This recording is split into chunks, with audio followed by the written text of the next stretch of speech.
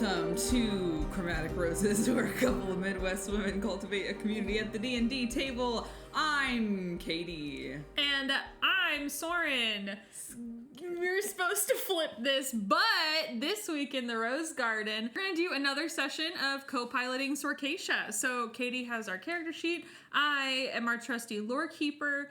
If you haven't watched our first couple episodes about Sorcatia, we have an episode where we make her. Then we have an episode where we start co-piloting her together, which is quite the experience. And now we're just going to continue that. So also we've brought in the man, the myth, the legend, TJ. There he is. And he is our trusty DM for this experience, and I will let him take it away. I'm not trusty, but... Rusty. Rusty boy. All right, so last we left off, you had left your town. Yep. Heading on the road to go deliver the payment for the inn, yep, so that you could settle the balance for the loan. innkeepers. Yeah. Mm-hmm. And you had recruited a ranger that is shadowing you for your guild application of to get signed up with the adventuring guild. Set up in Evening Star. So you guys had made it down the road a couple of hours, and then you came across some treasure chests and a body that were in the middle of this very, very dark wood. Mm-hmm. Checked out the first chest. It was locked up tight. Went to go check out the second one, and a very good perception check revealed that as you started to creep close to it, it rattled a little on its own, and the lid kind of clattered. Okay. Mm-hmm. So, okay. So since you detected it, and you are that close, mm-hmm, let's just go ahead and roll initiative. Okay.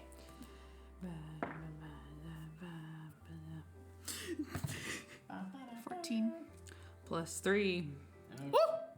So Sorcatia goes first, and We have just as a reserve, one offensive spell. Just blast it. That's all we have. This Yeah, is all that's we true. have, and we only have 2 spell slots. Yeah. This is not a great build. Not to start. I mean, we are level 1, but it just we can hit it twice. That's it. We have a rapier. I was gonna say, yeah, but we just don't have. Well, I guess it's plus 5, so that's fine. Okay. for your guys' sake, this is the technical. Oh, okay, Nice. sweet. Well, I don't know what you were thinking, but I want to use those spell slots intelligently. Sure. So I think it's fine to go for action over spell slot first, just to save them. yeah, I don't know that we even have. So Zendo is in fact fighting. Mm-hmm. Okay. He'll be in reserve. He's still. He did clarify before you went in that he was just gonna watch your back. Mm-hmm. That he still has to see what you guys are capable of. Mm-hmm. Sure. So it doesn't make sense to give him bardic inspiration necessarily. Correct. Okay. Unless. Yeah. Okay. We'll say not for now, unless you guys are really out of options, and then you can ask him to. Because technically, I mean, thinking about it from an adventuring guild point of view, you do have to have all roles covered with the party. So you need people that can buff each other, that can heal. So if you guys had made Sorcatia a cleric, she would be taking a very different kind of first job. She would need to be backing some people up. She wouldn't be expected to just tank everything. Yeah. So, do you guys have any offensive equipment added to the character? We have a rapier, and we have. Oh, that's it. We have a rapier, and we can punch. And then our main offensive spell is Dissonant Whispers. Okay. We have 2 spell slots. Yes. You have any cantrips? Not offensive. Okay. Not offensive ones, yeah. That's fine. So, I mean, you're close enough, and it's just to, as a quick reminder, the mimic that you are coming in contact with, it's very small. These are like small hand chests. So like... maybe like a loaf of bread, about the size. Okay. Yeah. You just curb stomp it. It's not an option. Oh, wait, that's not right. Well, let's hit it with the rapier. Yeah, okay. Okay. We'll go ahead and hit it with the rapier. Yeah, stabby. How's a 9? How's a 9? 9. How's a 9? How does that do? Just misses. Yeah. Yeah. Okay. But that's all right. Yeah. Do you have any bonus action stuff? Anything else? Can you No. give yourself bardic inspiration? Can you? Wait, we have a bonus action. We can Misty Step away. We have 2 spell slots, and that will take one of them. That is true. So I don't think... Rather get hit, see how hard it hits, and then decide if that's like helpful later. Yeah, I am the type of spellcaster that I am... I don't know, we only have 2 spell slots, and we have 1 offensive spell. So that that is not a great setup to begin with. So I want to hold on to that until we know we've got a good, like, he's almost down, and then whap hit him with something. But as a bonus action, other than yourself, bardic inspiration. Okay. A creature other than yourself. So no, we cannot give ourselves bardic inspiration. Part of this is very fun in general, but another part is that I play games with these 2 frequently, but I don't ever like get into Katie's head for how she plays spellcasters, so it's kind of fun like to hear you explaining it out loud. And I guess to be more clear, like Misty Step is going to just like get us away from it by 30 feet, which is like fine, but then we're also out of melee range, so we can't hit him. Sure. We would be forced to use our only other spell slot for Dissonant Whispers, so that just doesn't seem like the best strategic move at this point. Yeah. And if it's so small, in theory, it shouldn't kill us. So, Not that face. Is bardic inspiration a cantrip? No. Or a bonus action? yes. Yeah. Okay. So, I mean, if you guys do want to empower Zendo, like, he will act his part and take an action. He just won't go, like, all out. Yeah, sure. Yeah. I mean, we can. We've got 3 charges of it. It's a 1d6 bardic inspiration. Hopefully, 10 minutes is the length, so hopefully Oh, yeah. I think it'll last plenty. Ability check, attack roll, or saving throw, but Okay. yeah, that's fine. Okay. Then we will imbue him with bardic inspiration. I feel like Have a d6. she misses and she just kind of like grits her teeth and she's like, "Argh." And then she's just gonna like pull her lute out and then just like a random chord, bang, and like shoot it over to Zendo for bardic inspiration. Zendo. Oh, I was gonna move him a bit, so he'd be over here just to keep an eye on things. Okay. So In case you feel like joining. he's just kind of leaning against the tree, watching this happen, and then the inspiration hits him. And he just kind of like gets a big little jolt and Mosey's over. well, he's just gonna pull out a short bow. Sure, yeah. While he's waiting. Just kind of like.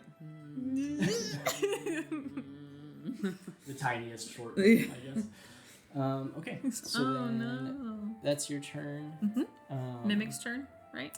It is the mimic's turn. Okay. And so he's just gonna go for a bite. Fun. How many points that bite do? Does a 9 hit? No. No. There you go. So you swing, you miss.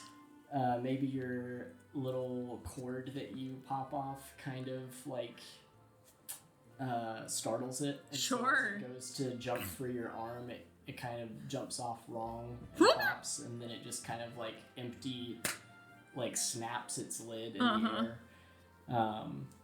And then it's gonna hobble around and just kind of try to get a better like look at what all is going on. And Has anyone it's just ever made a gonna- mimic their pet?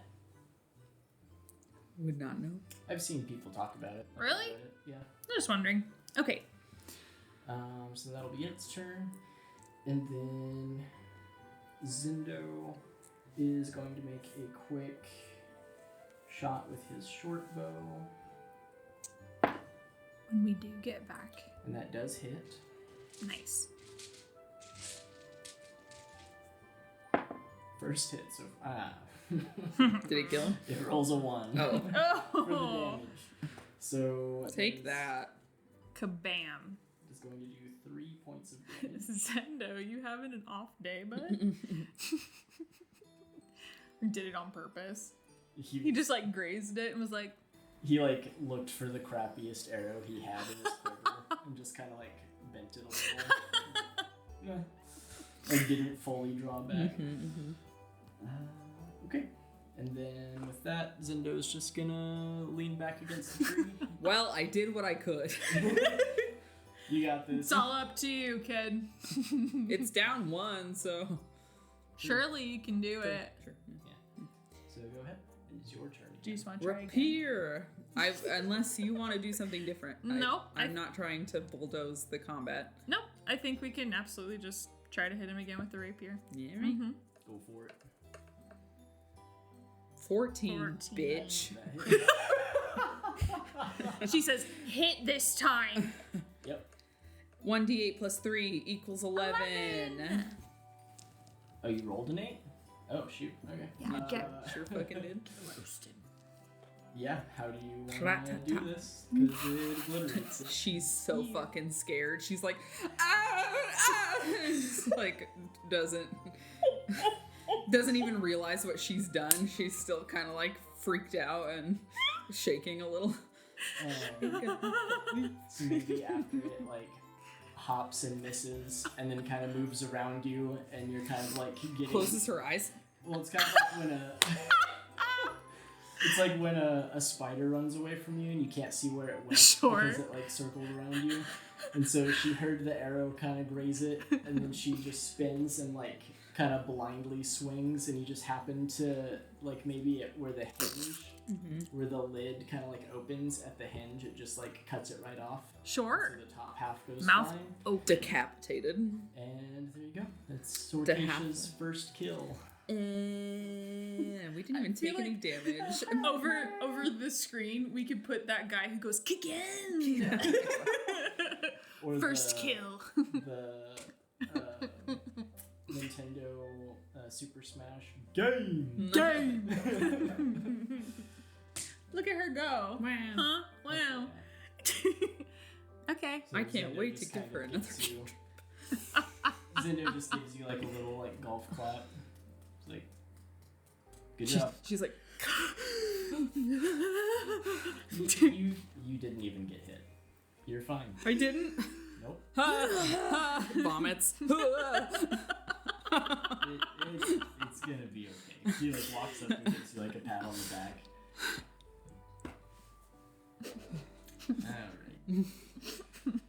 Alright. Okay, so did you already pick up the chest that you inspected? Did you guys take that one? Obtained. I think maybe inside it? No, that was No, that was from the guild. So no, I don't think we took anything Couple from hours, anything. 2 yet. chests, Oh, you- bandit. 1 chest goes in bag of holding. Oh, we already there put it it is. in there. There you go. Okay. Cool. So Right. that is there. Do you want to? You can check the mimic if you want. For The one Check him. Loot his Loot body. that body. okay, give me an investigation check. Loot that body. 20. Nat. 20. Plus Nat. weight. 20. Weight plus 3. 23. 23. Okay. You found 5 gold coins Nice. I'm fucking rich. I'm so rich. and 20 silver. Woo! Okay.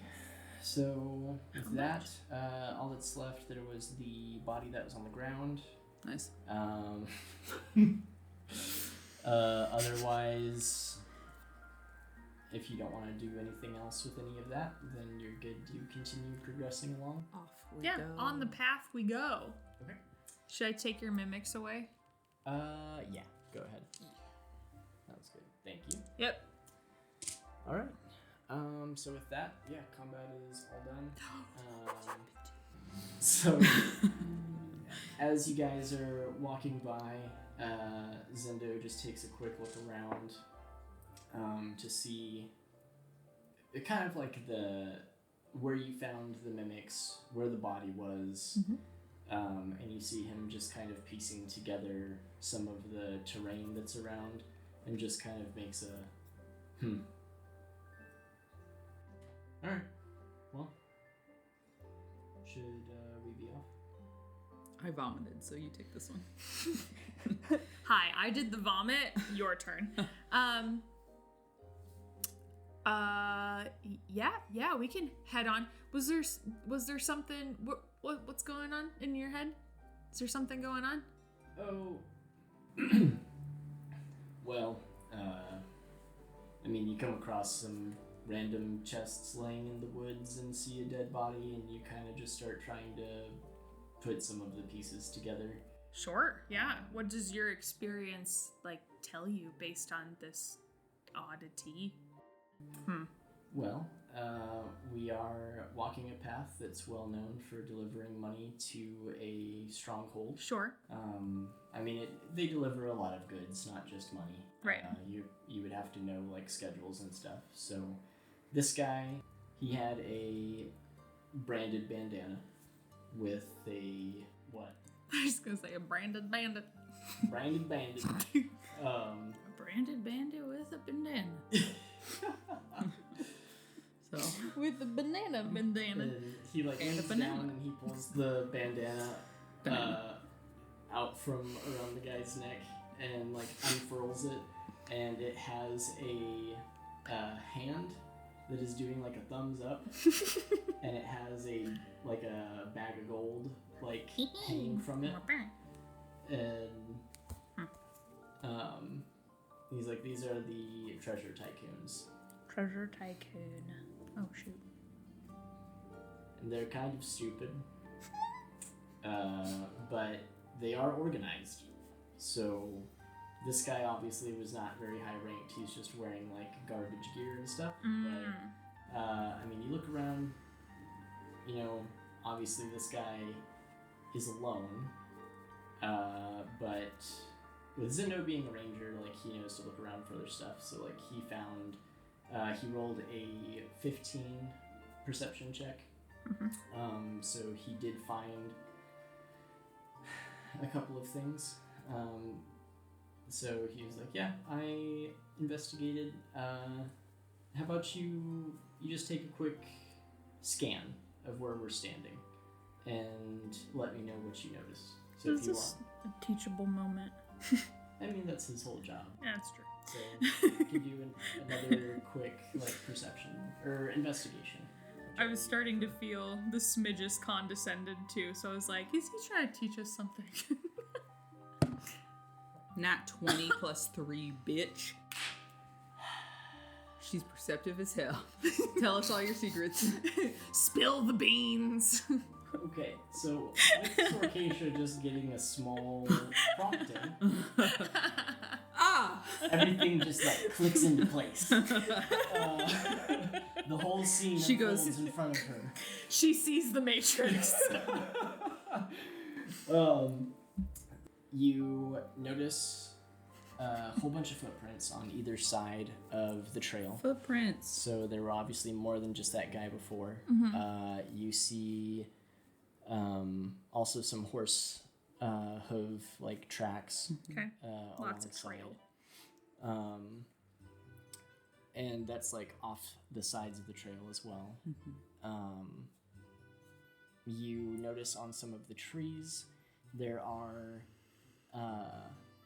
remnants of arrows that Okay. had been shot. So maybe this group was shot down by an outside force?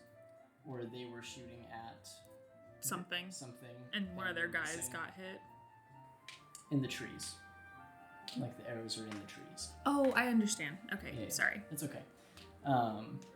But they had gone to the effort to try and remove some or like clear away the evidence. So like there's some arrowheads with busted like, arrows and off, stuff that are stuck.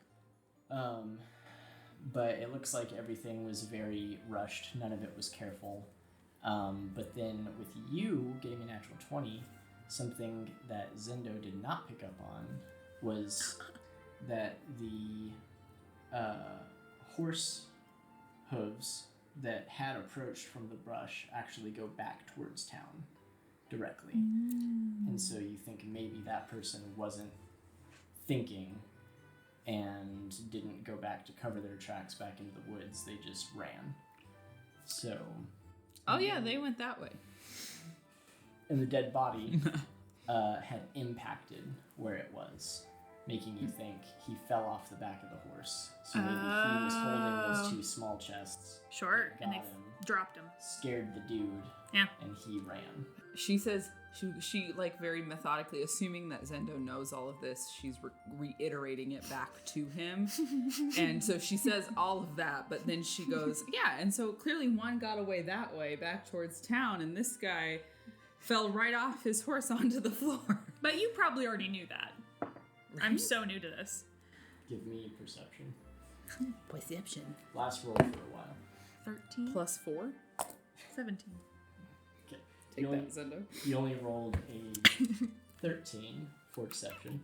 So you do see him, like, he's listening, he's going along as you're pointing out all this stuff. He's a little impressed that you noticed, like, the trees and everything. And then the impact also, he's like, okay, yeah. And then you say that it ran, and he, like, kind of furrows his brow and looks the way that you point. Yeah.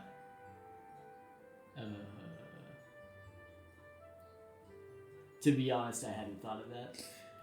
But she's like... okay. Like pops her, like straightens her jacket a little bit. I mean, if I had taken some more time to look around, I probably would. Yeah, everyone has their off days. Right. So which way are we headed? Suddenly overconfident. I didn't even get hit.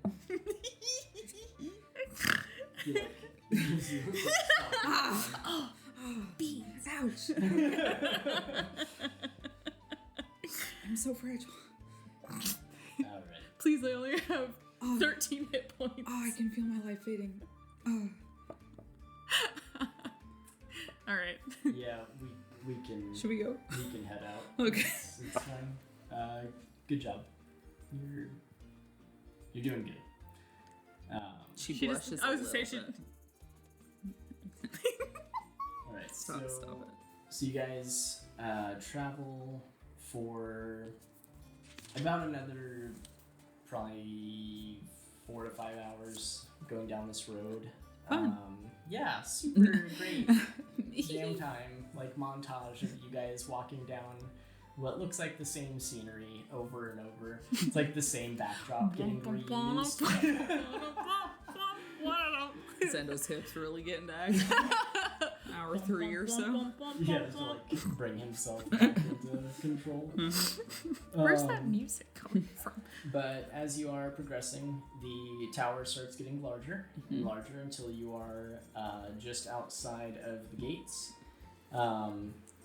As you are approaching the stronghold, there are large, like, black and silver metal fortified gates that are surrounding this whole place, or walls, I should say. The actual entryway are 2 large double doors, completely black, Spooky. metal with, like, spikes coming out the front of them, kind of like this old medieval looking, like, Protection measures. Yeah. Basically to try to prevent battering rams. And then flanking the doors are 2 suits of armor that are on either side. And everything, armor-wise, looks normal up to about the shoulders. And then on the, like, shoulder pauldrons, it is like dragon claws that are over the shoulders, and then the helmet is actually like shaped in a dragon head, with like the mouth open. Where Are there people inside them or no? You don't see anyone inside them. Okay.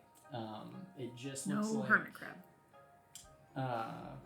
But you do notice that it is like it's not empty because it is like black inside of the mouth. Huh? Like you don't see the back of the helmet when you look through the mouth. It is like filled with There's some kind of something in there. Okay. As you approach, both of the heads of the armor turn and look at you, and just very plainly you hear, "State your purpose."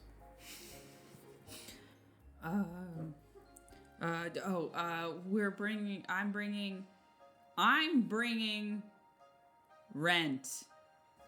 Rent. For the Fading Fern Inn. I'm bringing rent for the Faded Fern Inn. One moment. Oh, we got put on hold. We start hearing like classical piano for Lise. Girl from Ipanema. Zendo's like standing there beside you, and he pulls out his pipe and starts like Packing it. He's like, it's gonna be a minute. Oh, These guys like to take their time, and starts doing that. okay. A solid 2 minutes probably, not super long wait goes by. The armor is still standing exactly the way that it was when it like shifted its heads to look at you. Is there any way we could investigate, or maybe it would just be perception? I don't know. Is there any way we can figure out more about this armor without like getting all up in its business? Yeah, you could give me an Arcana or a History check. Arcana. You do it. Okay, fine. You're close. +5. Yeah. 9 + 5 is 14. 14. This is an auditory medium. You can tell that they are being magically controlled.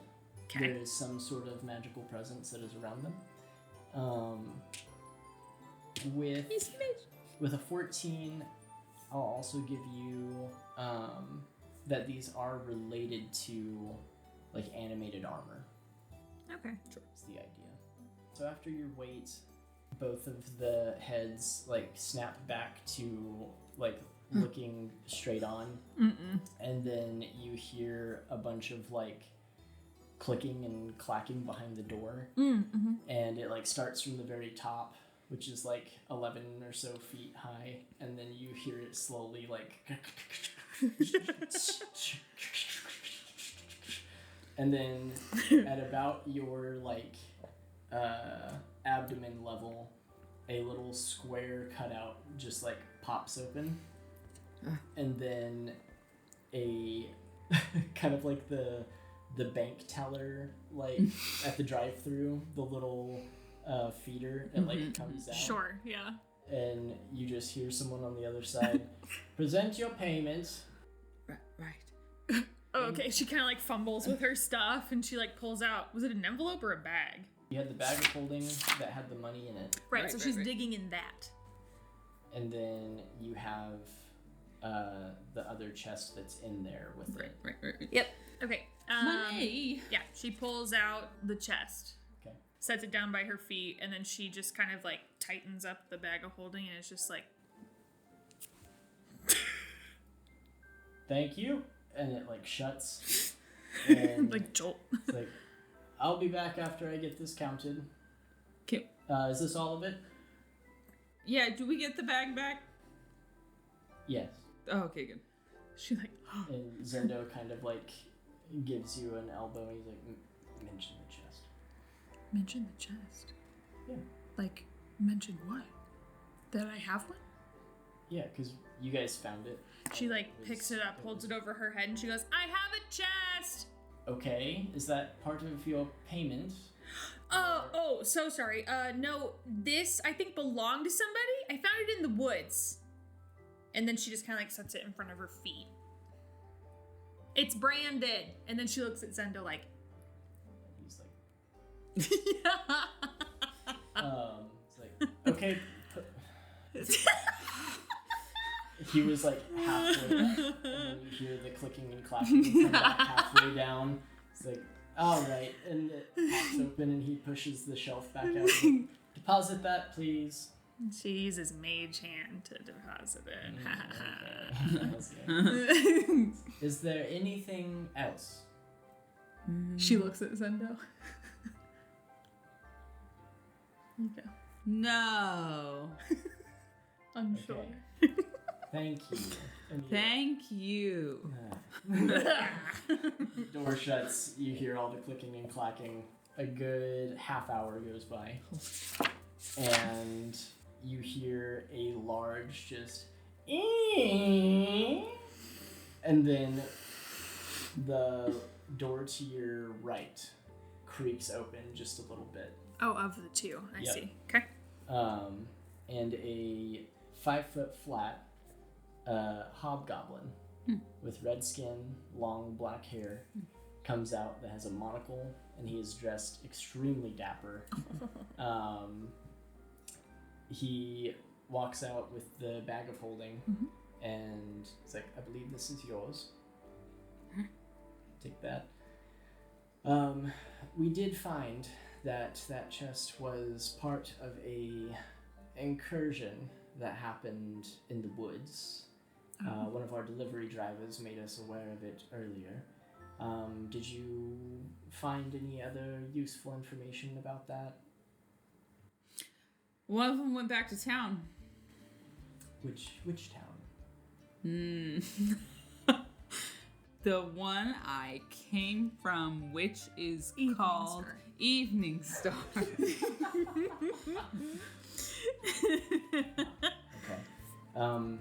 Any distinguishing markings or anything of use? I put the bag of holding in my hand, and I was like, this. Where did we find that? The bandana. The bandit bandana. The bandit bandana. There was a bandit with a bandana. Maybe a banana? Anyway, this was on it. The treasure. The treasure tycoons. Ah, okay. Well, that at least gives us some leads. Thank you. That is most helpful. Is there anything... It's like starting to get kind of dark. Is there anything I can do for you? Do you have a place to stay tonight before you have to head back? No. And he kind of looks at Zendo, and Zendo just like... No. She's so We new. need to... Okay. She starts like, well, I could sit in a tree. You're fine. You're fine. We're on the north side of the compound. On the east side of the compound, there is a very nice inn. It's there. You can stay there for the night. I know what those are. And he kind of like pats around, and he reaches inside his jacket, and he gives you. Well, he opens it up. What was your name? Sorcatia. This is Zendo, and this is Cromar Olive. Oh, fantastic. Actually, he doesn't write. A magical quill comes out over his shoulder and starts dictating everything that you just said, like onto the piece of paper. He shuts it. The little quill like zips back into the back of his like jacket, and he hands you a red envelope. In that, present that to the innkeeper. It will pay for your room and board for the both of you for tonight, as well as dinner and breakfast before you head out. Amazing. Wow. Such service. Yes, well. Have a good night. Thank you. You also. And he goes back inside, and the two guards snap back to attention. as he like goes through the door shuts, you hear the super loud assaulting screech as it locks. And that is complete. So Sorcatia has leveled up. God, I hope we get another cantrip. Now, level 2. Level 2. Here we go. So we are leveling level 1, level 2. There's a drop down. I'm gonna select 2. Level 2, we get Jack of all trades. Starting at level 2, you can add half your proficiency bonus rounded down to any ability check you make that doesn't already include your proficiency bonus. Jesus. Okay, let's dumb that down for me. What is our proficiency bonus right now? +2. So +2 rounded down. So, wait, go back to What does it mean by that? whatever Like if we you got, had Jack of all five. trades. If you had 3. Add half your proficiency bonus. No, Okay, down. Oh, so it's 1 Yeah, okay.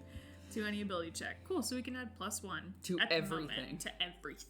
And see, so that's why the proficiency now has a half. shows in the each half. one. That makes So sense. D&D Beyond does that for us. Song of Rest. Beginning at 2nd level, you can use soothing music or oration to help revitalize your wounded allies during a short rest. If you or any friendly creatures who can hear your performance, regain hit points at the end of a short rest by spending 1 or more hit dice, each of those creatures regains an extra 1d6 hit points.